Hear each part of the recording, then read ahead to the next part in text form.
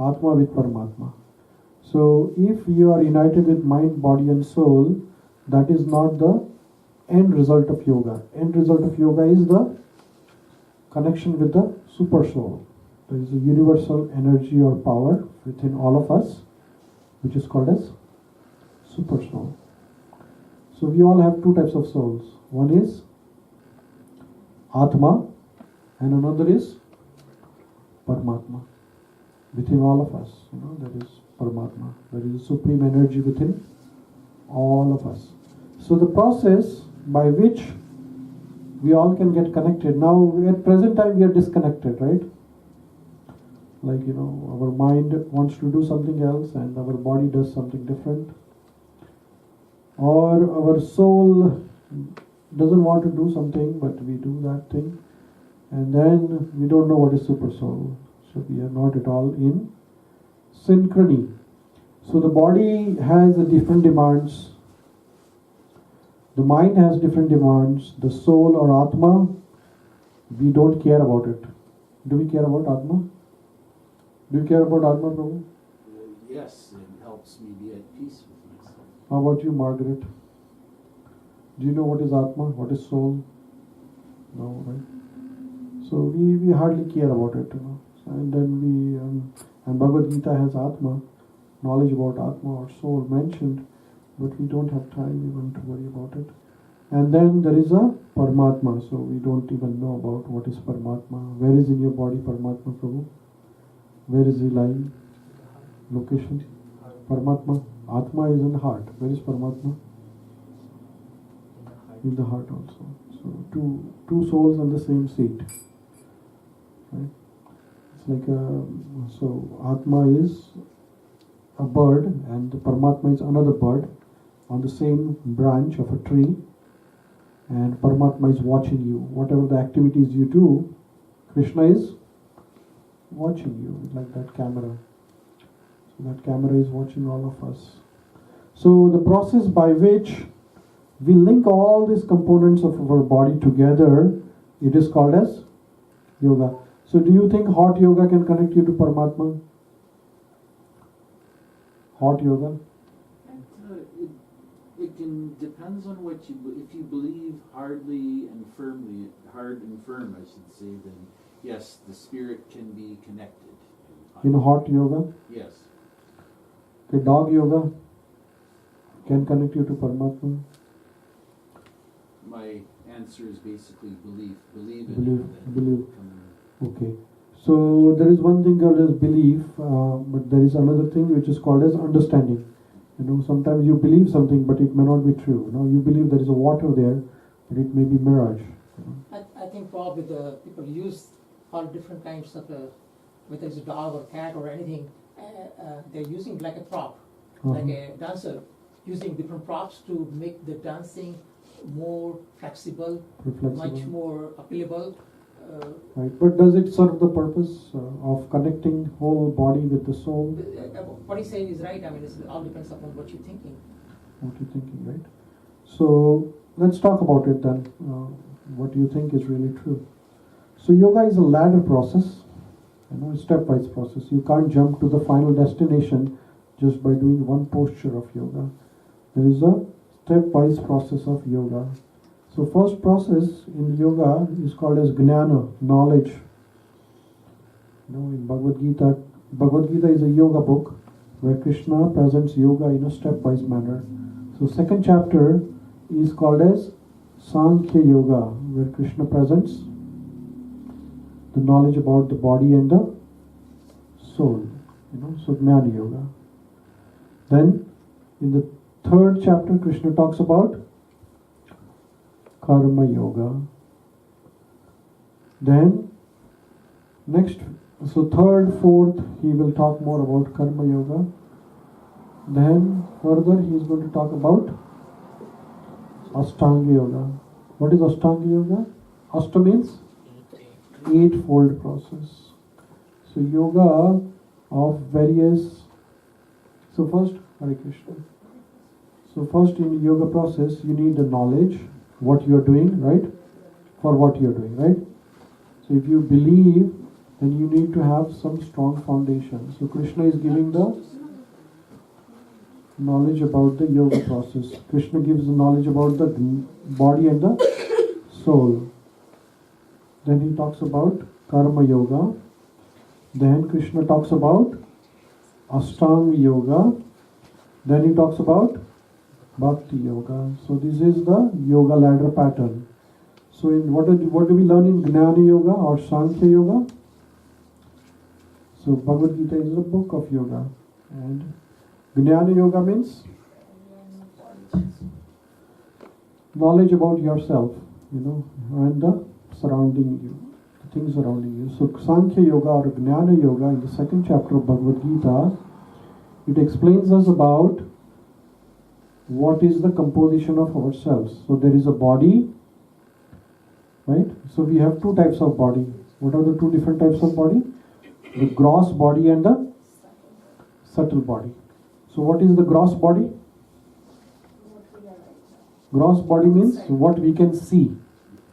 So this body has the component like skin, muscle, bone, eyes, nose, ear. Then inside there is, in the lungs there is air. Then there is fluid in the various body cavities. So this is called as gross body. Gross means which you can see. And there is a subtle body within us. Subtle means which you cannot see. Like there is an air here, but we can't see the air. So it is called as subtle. In Sanskrit it is called as sukshma. Sukshma means very small. Like there are small, might be some dust here, but I can't see the dust, which is very small. We need a microscope to see it. And this gross body is called as sthula sharira. Sthula means which you can see with your eyes. So gross body is this, and we have a subtle body. So what is the subtle body composed of? Subtle body composed of mind, right? We all have a mind, but we can't see our mind, right? Can you see my mind? We can't see the mind, right? So how do you perceive the mind? By actions, right? Effects, right? So whatever activity you do, it demonstrates what is your mental status, right? So there is a mind which is a subtle body. There is an intelligence which is the subtle. We all have an intelligence, but we don't know how to see it. But you can see the intelligence by the answers you give, the questions you ask, right? And then there is another component which is called as ego. We all have an ego, right? But we can't identify the ego. So the picture of this is a chariot, and these 5 horses are compared with the senses, the 5 senses. This is the component of a gross body. These horses are controlled by brain, which is called as mind, and the mind is in the hand of intelligence. So this is the body, this is the intelligence which is controlling the mind is controlling the senses. So this is how our body should ideally act. Intelligence giving the command to mind, mind giving command to senses. And this is us, this is the soul, the spirit soul. Right? We say this is my hand, this is my nose, this is my ear, this is my body. When I say this is my, what does that mean? I am the owner of it. When I say this is my book, which means I am the owner of the book. Right? I never say me book. Right? So me and the book are different. Similarly, when I say this is my body, what does that mean? I own this body, but I am something better than this body. I am something different than the body. The body has been given to me for a certain purpose. So here is the 5 senses, mind and intelligence, and the spirit soul which is sitting here. Now if the senses, as we talked about last time, they are uncontrolled, what will happen? Will your chariot run smoothly? No. So mind has to be controlled, and it has to control the senses. If the mind does not work under the guidance of intelligence, then It'll crash. right? Well, then people have a mental disorders, depression, anxiety, all this, because the mind is not acting according to the intelligence. So all this, connecting all this together is called as yoga process, linking and connecting everything. If the senses work independently, the mind work independently, and intelligence work independently, then there is a mismatch of our human life, right? And that's why many people don't feel happy even with everything what they have, right? Because nothing is getting connected here. You get my point? We are all together here? Yes. So yoga has to achieve this connection. Any process which achieves this connection is called as yoga, right? So there are varieties of way you can connect this, and one of the process is called as Karma Yoga, Jnana Yoga, Bhakti Yoga. There are varieties of type of yoga, and the ultimate process is called as Bhakti Yoga. So Narad Bhakti Sutra, here is the book which talks about Bhakti Yoga, and Narad is the sage. Right? This is Narad Muni, and this book in detail explains about what is Bhakti, what is Bhakti Yoga, how to achieve Bhakti Yoga, and what are the outcomes of it, what we will achieve by Bhakti.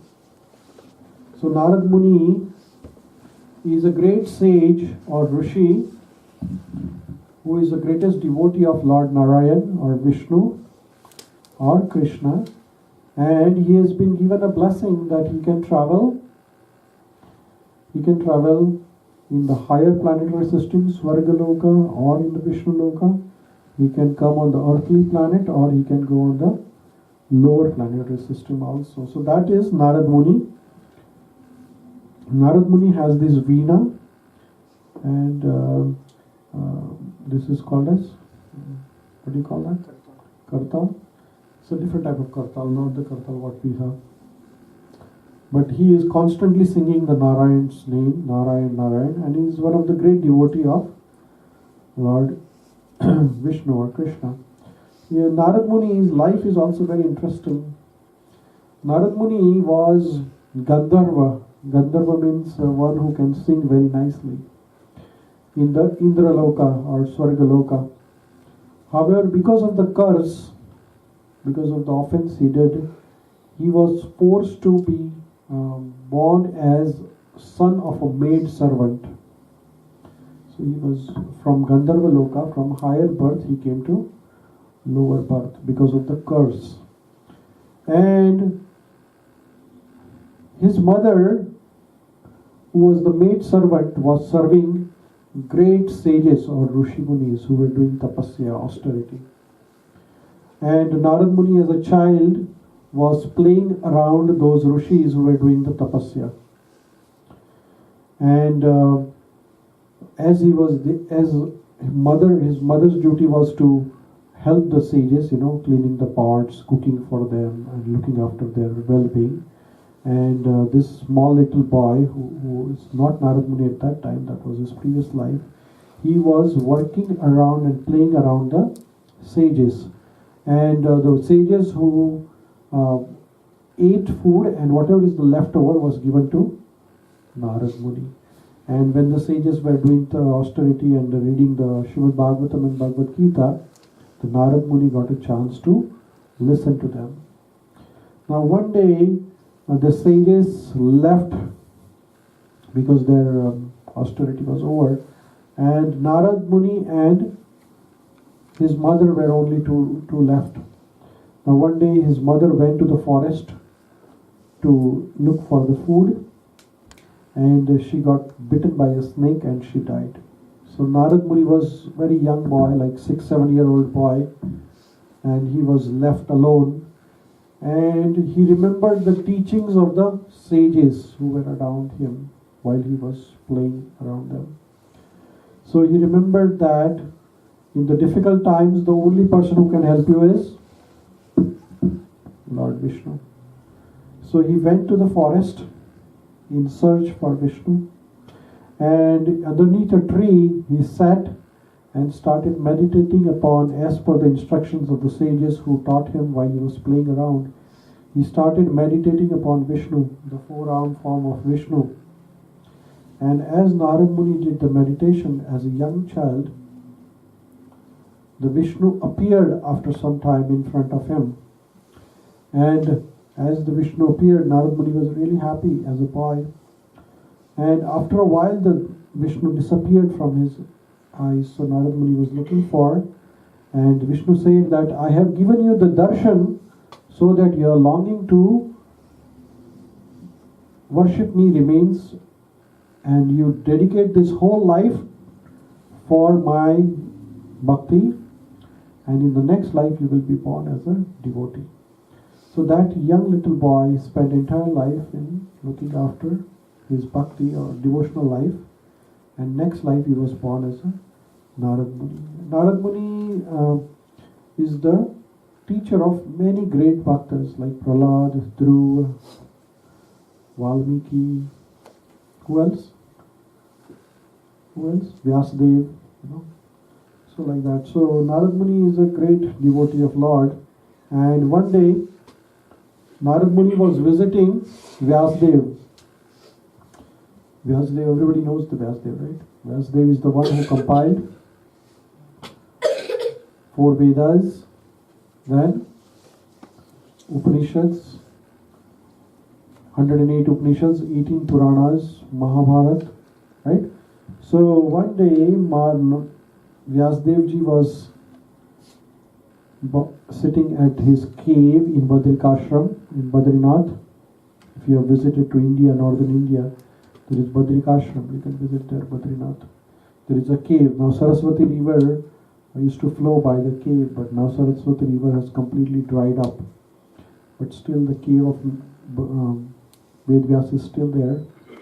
So now Vedvyas ji was sitting there, and Narad Muni came there, and Vedvyas ji asked the question to Narad Muni.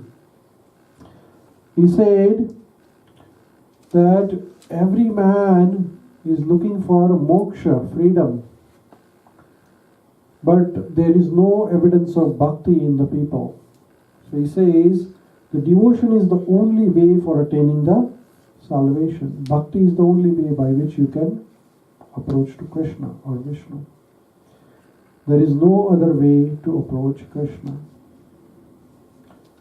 How do you approach Ganesha? How do you approach Ganesha? Lord Ganesha, how do you approach? Anybody knows Ganesha here? Lord Ganesha? How do you approach Lord Ganesha, Prabhu? Have you darshan later? How do you approach? What is your attitude when you go to Ganesha? So you go and you ask something, right? Ganesha, I need something.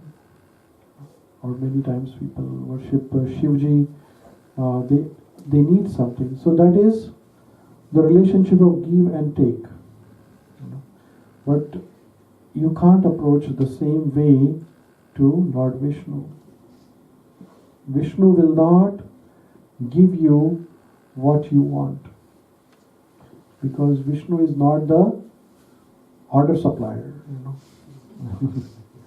You ask and then you don't see Ganesha for 1 month, then next time you need, you come to Ganesha again. It doesn't work like that with Vishnu.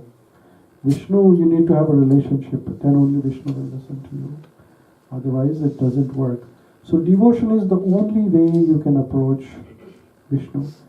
All these Devi Devatas, they have been given certain duties, like Saraswati Mata has been given a duty to give the Vidya or knowledge.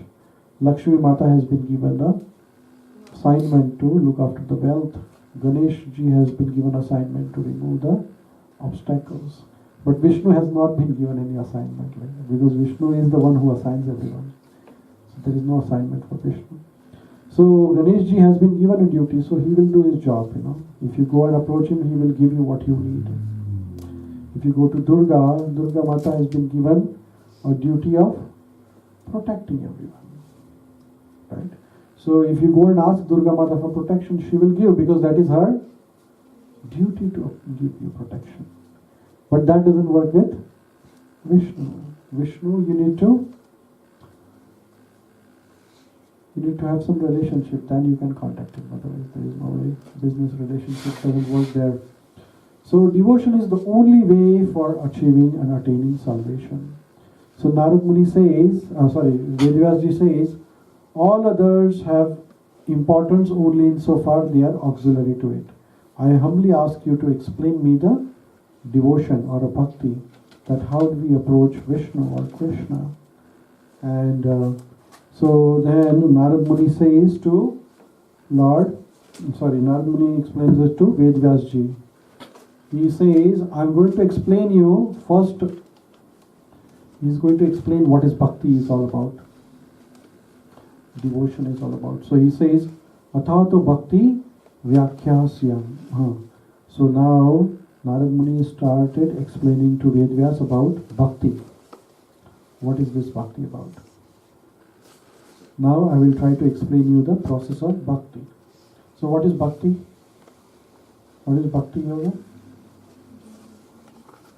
What is Bhakti Yoga? What is Bhakti Yoga, Prabhuji? Explain what do you understand by Bhakti Yoga.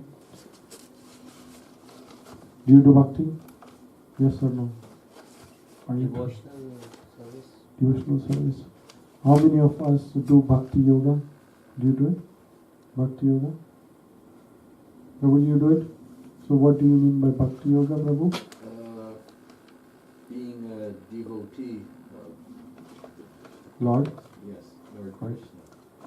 Anybody else? Want to add? What Love do you and understand? service. Love and service, yeah. To Krishna. Wonderful. Service to Krishna is part of Bhakti Yoga, yes. So Narad Muni is explaining what is Bhakti and what is Bhakti Yoga.